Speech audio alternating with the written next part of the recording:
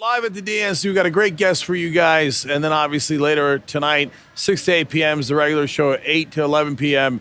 is play-by-play. President Obama tonight, let alone Mike Bloomberg, let alone Joe Biden. It's a big, big night tonight. But right now, I've got Robert Wolf for you guys here. He is economic advisor to President Obama. He is a Hillary Clinton supporter and the founder of 32 Advisors. Robert, great to have you on the air. Thank you, Cenk. Great to be here. So exciting what you guys are doing. Thank you. Appreciate it. So let's take it one by one. What does it mean to be an economic advisor to President Obama? Big question. So I've had the honor of 3 presidential appointments, the first one being part of the President's Economic Recovery Advisory Board from 08 to 10 under Paul Volcker, then his Jobs Council, and now I'm on his Export Council. I was an advisor with him when he was then senator running for presidency, along with Austin Goolsbee. I was his financial markets kind of advisor. At that time, I was president of the UBS Investment Bank, and Austin obviously was an academic and went on to be the chairman of the CEA. So I've kind of always been an outside advisor, staying in my sandbox on economics. So I'm going to challenge you a little because, and this is a kind of a funny way of challenging you because I totally agree with you, that you guys have not asked for enough credit. I would agree with that. I'm with you, Cenk. I was there the Lehman weekend. So I was one of the 10 executives that were there where we were wide-eyed, okay, not sure what would happen that Monday when we announced Lehman. UBS obviously had their situation and issues as well.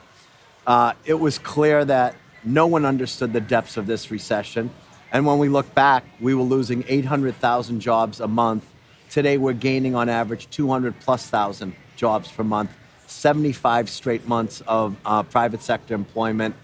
And if you recall, and I know you were big on the tube back then, but during the Romney-Obama campaign, his goal, Romney, was to get in 2016 or something like that, unemployment below 6%. Well, we're below 5%. And so you're right. He's done a lot of things incredibly well, the president. But we still have a ways to go, and people are still hurting in the middle class. So we did this fun little game with Jimmy Dore, who's one of our hosts at the RNC. We asked the delegates, would you be happy if Donald Trump got unemployment all the way down to 5%? And they said, oh, yeah, that'd be great. And would you be happy if he cut the deficit in half? Well, that would be great, right? Well, you know, President Obama did all those things. They're like, no. Cut it way more than in half. He cut what was 10% of GDP. It's like below 2%. I was just on a different show where, you know, leans incredibly right. And I said, all you fiscal conservatives, you guys should be backing Secretary Clinton because Trump's plan adds $11 trillion to the deficit. I hear you. People aren't looking at the facts right now. So, but again, I'm not kidding when I say it's not a way of getting you a softball question. I really want to challenge you guys on that. Why doesn't President Obama emphasize that more? Because if a Republican ever does anything right, boy, they beat their chest to no end. I mean, Donald Trump beats his chest over what a great businessman he is, even though he's gone through 4 to 6 bankruptcies. Listen. Whereas you guys have this record. President Obama should be doing press conferences every day. Hey, I don't know if you guys know this. We're at 5% unemployment. Because I'll tell you why. You cannot pound your chest because there's still too many people unemployed. Wages are still not where we want to go. And yes, you can say the stock market's at an all-time high under President Obama, but that doesn't touch, the mom and pop community. So it's not a, George of the Jungle pound your chest, but we're doing better than what people are giving him credit for. So that goes to your second role as Clinton supporter, because here's the thing. You're absolutely right about that. And I've criticized the president before exactly on those issues. And I've criticized Democrats, hey, we've got to improve wages. And I'm not convinced the stock market going up means that Americans are doing better. So I like that you have that perspective. That's great. But the Republicans do a stark contrast between Democrats and themselves. And oftentimes it's riddled with falsehoods, propaganda, et cetera.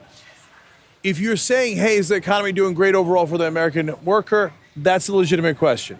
But if you're saying, hey, was it doing better than under George Bush where we're losing 800,000 jobs a month under Republicans? That's where the Hillary Clintons of the world, Obamas, et cetera, have to say, no, these guys are, and I'm going to be stark here, and that's what I think, the Democrats are too polite. These guys are losers. All they did was lose jobs. They lost jobs at a record pace. They had an economic downturn like we've ever seen. You're going to let these losers come in charge again? And I feel like the Republicans do that. Democrats are too polite. Well, listen, you're in the media. You know that we now live in this world of a saturated media with between Twitter and Facebook and TV and web-based programming, and it's hard to get the message out. And for the most part, people chase headline news. And I think it's very difficult to get everyone to start thinking about where we were 8 years ago and how we are today. Actually, most people want to care about where they are today and where we're going, not what happened back then. I actually, often when I talk to the secretary and her team, I say, all the time, we're always going to have the same bookends when it comes to an election. It's the economy. Who's going to do better for me? Mm-hmm. And it's foreign policy. Who's going to make me and our country safer?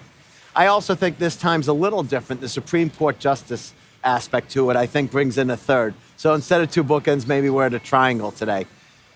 I think on all those things, okay, there is not a question who is better for the President of the United States, and we have to get our messaging out. We're just finishing the primary season, and during the primary season, it was a populist message and a nationalistic message. And that's fine. The country has shifted left and right. I'm actually more center-left. And so I think at the end of the day, who's going to win the center will win this campaign. I don't think the populist movement is going to go in and vote for Trump. Okay, and I don't think the Tea Party movement is going to go in and vote for the secretary. So the question is, who gets that center? And that's where the swing states still are. And that's going to be a tough battle, but that battle is going to be won on the economy, on foreign policy. And I think the secretary actually has such incredible depth and breadth on what the people want to hear from our leader. But we have to do a better job making sure we get our voice out. Well, so that's what I'm concerned about right now, because right now, as I talk to working class people, I keep hearing that they've still got those issues with the favorability of Hillary Clinton. They do. So, and I'm afraid that one side is hitting this other side super hard. All of the Republican convention was negativity. Now, so you could look at that and go, Jesus, are you guys going to give us any hope, any optimism about where the country's going? On the other hand, their job, they thought, was we're going to pummel Hillary Clinton. And they did it. Right? Jake, there is no question, both as Democrats, the Republicans do a much better job staying on script. Mm-hmm. They take one thing and they hammer it home. Last week it was anti-Hillary and our country is not good. And I say our country's great and Hillary's going to do a lot of great things and we're doing a lot of great things. And this whole thing about make America great again, I actually think shame on us. America's great. When I go around the world, everyone wants to come to America. Mm-hmm. Okay, there's not even a question about it. Could we do things better? Absolutely. We could all do things better every day. We should look in the mirror and do things better, but we're proud to be an American. So I think when people go in the booth, I just have to hope that they look at the respect of the presidency and they look at the choice of Donald Trump, okay, versus Secretary Clinton, and I think it's a no-brainer. We had this before. Remember, the Republicans thought the day in 2008 when it was Romney-Obama, they still believed they won. Yeah. Okay, he smoked them. It wasn't even close. He won 11 out of 12 swing states, and he won by the biggest popular vote ever for someone running in his second presidency. So let me tell you, Robert, I think those two elections are very different. And that election, I'm on the record, and anybody can go back and look at the videos. I called 6 weeks before the election, even before they had a single debate, and everybody panicked after the first debate, you remember, between Obama and Romney. I was with him, I remember. Yeah, right. He said to me, and it's in actually John Heilman's Double Down, he said to me, Robert, don't worry, I got this. And I was right there with him. I had already called him, and they said, oh, now you're going to... I said, no, Obama has already won this because he had all the fundamentals on his side. He had great polling in Ohio, let alone the other swing states. He had a super aggressive attitude. So I've been frustrated with the president oftentimes while he's in office that he doesn't use the bully pulpit enough to make his case. But when he's on the campaign trail, he was very tough. Messina ran a very tough campaign. In this campaign, I'm not seeing the same thing.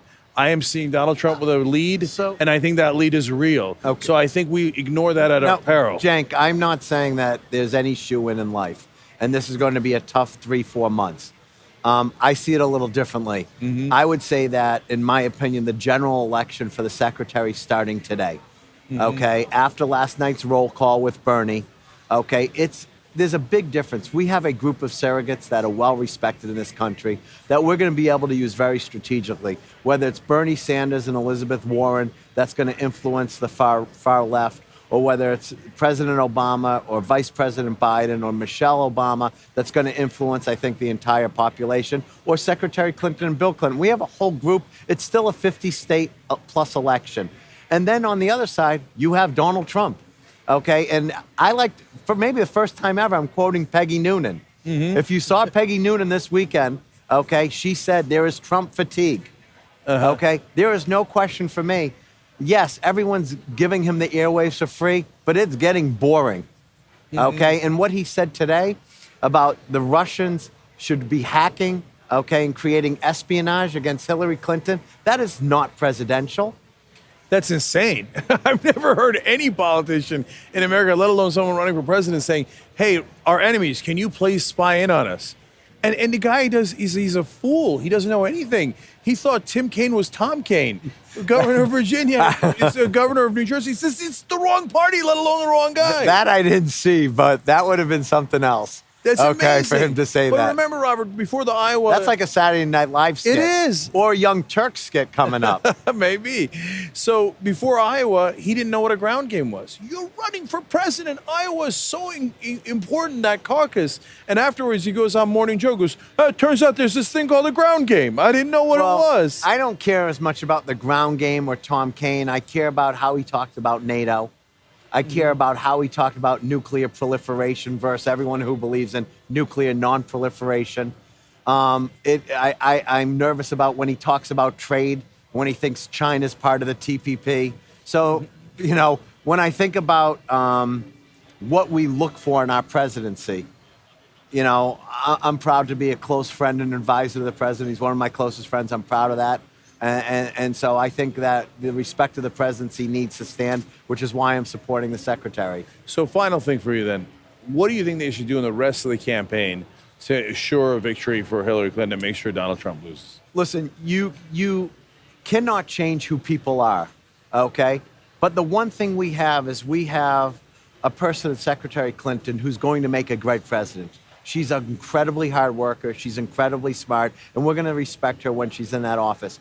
We have to get our message out. And what I would say what they need to do is they need to get Bernie Sanders, Elizabeth Warren, Barack Obama, Michelle Obama, Joe Biden, Mayor Bloomberg, Tim Kaine, Bill Clinton, and now, okay, everyone else who's coming on side, along with Secretary Clinton, to make sure that they understand our message. Okay, because our message is incredibly strong. It is not making America great again. It's making sure everyone knows we're great, but we can continue to get better. Yeah, you know, out of all the things that you listed, the one that resonated with me the most was she works hard. And that's, I don't think anybody denies that. Even if they don't like her, they say, well, she does work hard. And well, there's a lot more than that to her. No, I know, but I know, but what I'm... You know, I was one of the first Obama guys out there. So I made a choice in 2008. I am so proud that I'm supporting the secretary. I had the ability to sit down with her for a few hours.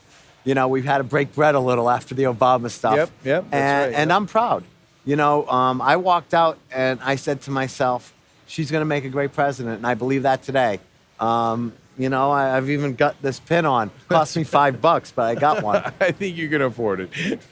You've got 32 advisors. You're going to be... No, that was my college football number. Right down the street, by the way, University of Penn Quakers. Me too. I wore number 32. I only have 4 or 5 people that work for me. Okay, all right. And Robert Wolf, thank you for coming on. Listen, Cenk, it's great what you're doing, and keep getting everyone to watch and make sure everyone knows that, you know, you're a leading voice in our party. All right, appreciate it. Thanks for coming on the Young Turks.